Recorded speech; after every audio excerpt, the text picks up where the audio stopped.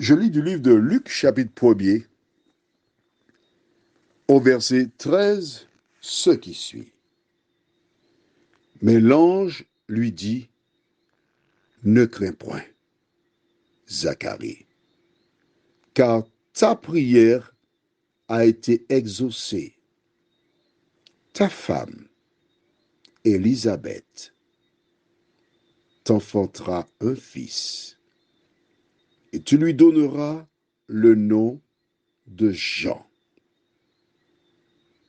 Prions. Notre Seigneur et notre Dieu, nous te remercions pour le privilège que tu nous donnes d'être tes enfants et de venir vers toi. Merci Seigneur pour le Saint-Esprit qui œuvre dans nos vies. Cet esprit, continue ton œuvre dans nos cœurs et dans nos pensées. Nous nous confions en toi. Permets que nous puissions comprendre ce que nous lisons. Fais-nous du bien, nous te prions, au nom de Jésus pour ta gloire éternelle. Amen. La première parole qui sort des lèvres de l'ange, c'est quoi? Ne crains point. N'aie pas peur. Ensuite, l'ange continue en disant, ta prière a été exaucée. Il n'a pas dit tes prières, mais ta prière. Alors, on peut dire que l'ensemble des prières donne ta prière. Mais je préfère croire que c'est ta prière. Il a prié une fois et puis il a laissé cela sous le compte de Dieu. Et je voudrais t'inviter à réfléchir, à analyser et à avoir ta propre analyse. Est-ce que nous devons continuellement demander à Dieu? Alors, dans certains cas, oui. Parce que nous avons l'exemple d'Élie qui était sur le mont Carmel.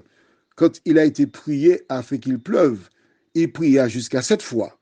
Mais un peu avant, il pria qu'une seule fois. Il n'avait même pas achevé sa prière que Dieu avait exaucée. Donc c'est toi qui dois, à partir de la lecture de la Bible, savoir comment faire. Mais généralement, une fois que tu as demandé à Dieu, il a entendu. Et il exauce en son temps. Mais nous sommes pressés. Mais si on veut danser avant la musique, Dieu a 3 réponses. Oui, c'est la réponse que nous aimons. Non, c'est que nous n'aimons pas. Et attends encore, Seigneur, pourquoi on doit attendre? Pourquoi attendre? Car pendant la période où nous attendons, nous apprenons, nous cultivons la patience. Voilà l'ange qui lui dit, ton épouse Élisabeth sera enceinte. Oh, quelle bonne nouvelle. J'imagine les larmes qui coulent sur ses joues. Après tant d'années, devenu âgé, il aura un enfant.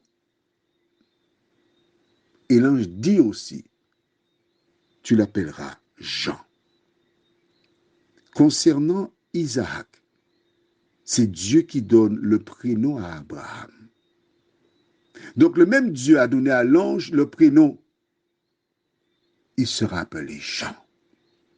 Je rappelle que nous sommes en train de voir une partie de la généalogie de Jean-Baptiste. Quelle bonne nouvelle! Nous aurons un fils, selon la volonté de Dieu. Et toi, est-ce que tu désespères? Est-ce que tu es prête ou prêt à tout laisser tomber? L'histoire de la naissance de Jean-Baptiste est là pour t'aider à te relever. Prions. Seigneur, nous te bénissons pour tout ce que tu fais. Nous reconnaissons ta main parce que tu as agi dans la vie de Jean-Baptiste. Il ne naîtra pas parce qu'il n'est pas encore né, n'importe où. Ses parents étaient consacrés à toi. Aide-nous, Seigneur, à notre tour, à être consacrés, afin que tu nous bénisses, que tu nous accordes ce qui nous est nécessaire. Fais du bien à toutes celles et ceux qui comme les parents de Jean-Baptiste te servent avec amour. Garde-nous, dirige-nous tout au long de cette journée, nous t'en prions. Au nom de Jésus et pour ta gloire éternelle. Amen. Je te souhaite une bonne journée. Sous le regard de Dieu.